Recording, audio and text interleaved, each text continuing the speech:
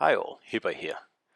Now today I am celebrating the end of an era, basically, because this will be my last Atago video using this setup here on screen, which has served me very well for over a year now. As you may know, tomorrow Azure Lane Baltimore, a new commander comes out that gives 6% decreased rudder.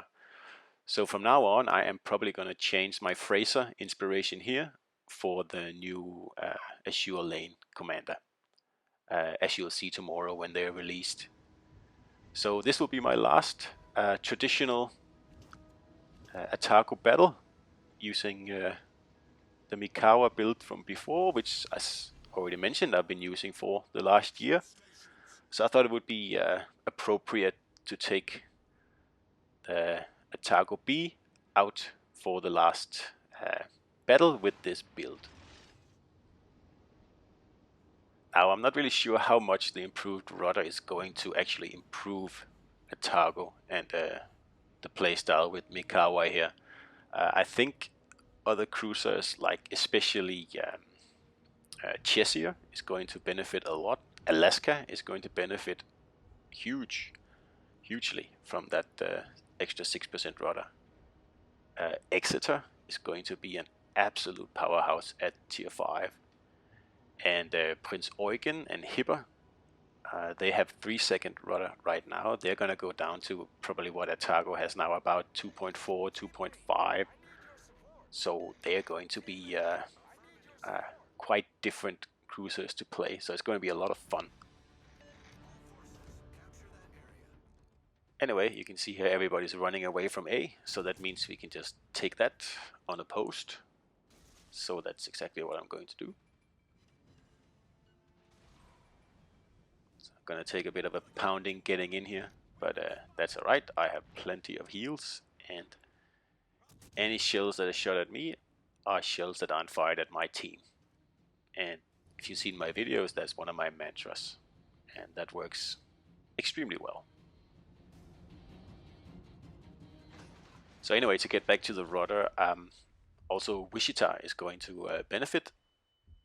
My Wichita currently has a 1.9 second rudder, and with the new commander it should probably be able to hit 1.6, 1.5, something like that. And honestly, I don't know how much difference it's going to make, because 1.9 is already like insanely fast. Oh, someone ate a torp there. that was funny. I didn't notice that when I was playing. Actually, 2 torps. So this game is very heavy on battleships, and that's good for Atago. She loves to pound battleships, and we're also off to a good start here, because we have been able to take one flank completely unopposed, and the whole enemy team seems to be fleeing towards C. I don't know why they are running away, but they are. So that means we can just set up a flank across the map and keep pushing them towards C. And in my opinion, the battle is already lost now. Now there's a destroyer around here that's being quite annoying, and I don't know where he is. So I need to get rid of this guy before my battleships can turn in here. So I'm going to use this island here to see when I am not spotted anymore. Then I have a rough idea of the direction this destroyer is in. Of course, the torps tell me now that he's somewhere over there in that direction. But as soon as I go around this island here, as soon as I'm unspotted, I will know exactly the bearing he's at. So if you have a look here now, there. So he is, well, 90 degrees from me now. So that's alright. I'll just turn in that direction and then head that way full speed. Sooner or later I'll catch him, because there's nobody else around here that can stop me. Now we're so lucky he's making a torp run at the Roma here on the way, so he gets spotted. And at 10 kilometers, that's pretty dangerous when an Atago has you broadsided. So as you'll see in a minute, he is going to regret that. Unfortunately, we don't get the kill, but we take off a good chunk of his health. There. Take out lots of modules as well, and then the Roma finishes him off. Unfortunately, he gets off torps, but I can only guard as many battleships as I can guard. So just sending him a nice work. That was really nice work there. The enemy doesn't have a destroyer anymore, and they're all gathered over at sea, and most of them are battleships. And like, this is a dream setup for Atago. A bunch of battleships sitting in one spot that you can just pounce on with HE again and again and again. And I have my battleships approaching like perpendicular to me, so that means they won't be able to break through towards B anyway. So I am going to flank them here around this island, and I'm just going to be very annoying, setting them on fire constantly, and just making sure that they don't have any peace and they cannot show their broadside to take care of me, because then my battleships will citadel them out of existence. Now this is what Atago does so well, is to force battleships to either show broadside, or if they don't, well then they will burn to death. So you don't actually get many kills usually in Atago because of the slow reload. It's pretty rare you get to finish ships off, even ships that you have pretty much whittled down yourself. In Atago, probably 1 or 2 ships per battle is like pretty standard for me, while in Charles Martel 3 or 4 is average, I think. It's rare to get more than 4, but 3 is common, 4 is good. Atago 1 is common, 2 is good, for me anyway. Now the reason for that is that the slow reload that I said before, it kind of prevents you from taking advantage of sudden broadsides and the like. I mean, compared to Charles Martel, it's got almost half the reload of Atago, so obviously you'll be able to switch from HC to AB much quicker and take advantage of those broadsides or sudden destroyers who pop up, something like that. So now this Shamba here has started to put some interest in me, and we just keep him at 13 to 14 kilometers away and just keep shooting HE at him. So at the same time he'll get absolutely walloped by my battleships who are on his other flank. And this is what I mean, like, he cannot show his broadside to anyone, because if he shows it to me, I'll set him on fire. And if he shows it to my battleships like he's doing now, he's going to take damage. So as long as I stay out here, and see, now he got tired of this game, he knows that there's no point shooting at me, because the battleships are a bigger threat. And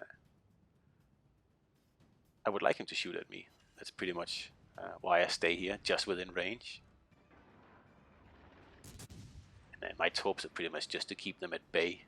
I don't have much more water to maneuver in, so I don't want this Shamba here to start charging me.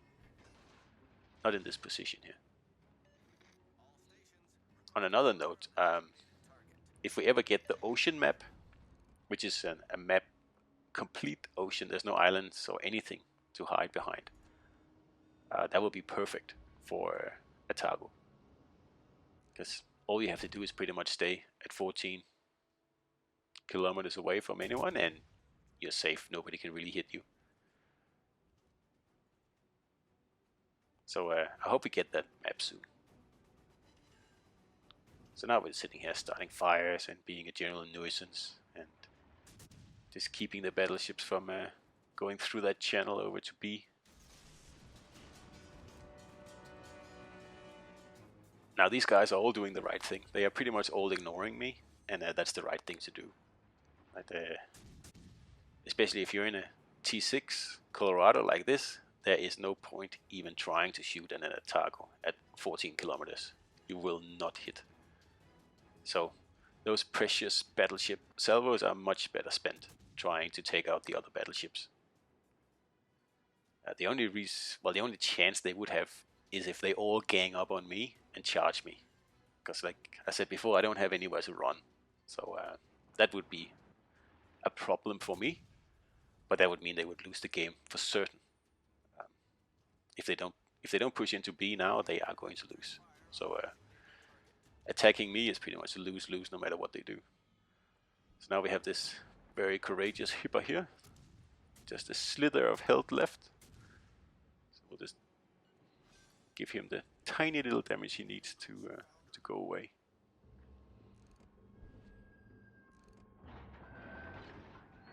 So pretty much corralled these battleships here into their certain doom. So there's only one left. And I'm just gonna go for it anyway. I mean, victory is certain, so there's really no... it's not really a gamble. Now this is where Ingenious comes into it. And well, if you don't know what the skill does, what it really does is it tells you how many people are targeting you. And it's very useful when you have an enemy like this guy here behind an island, and it's hard to see which way his guns are pointing. So it's hard for me to know if he's going to target me when I come out behind this island or not. Because when I go in, it doesn't look like he even knows that I'm there. But I am spotted, so I'm a tempting target, and now I set him on fire. So I'm pretty sure he doesn't like that. So you can see now he's targeting me, and he's just waiting for me to come out behind the island. So I was going to do that, but now I'm not going to do that, because an Ismail is quite a threat. Instead, I'll just do a quick turn here and give him a bit more of HE, and then avoid his salvo here. And that's the last salvo I think he's going to shoot in this game. And we just got a high caliber in there in the final seconds of the game, and an extra fire. So that's 10 fires out of 128 shells. So that's pretty good without a fire build at all. Anyway, that's it, and that's the last standard Atago battle you'll see from me. So I guess we're all looking forward to tomorrow. Hey,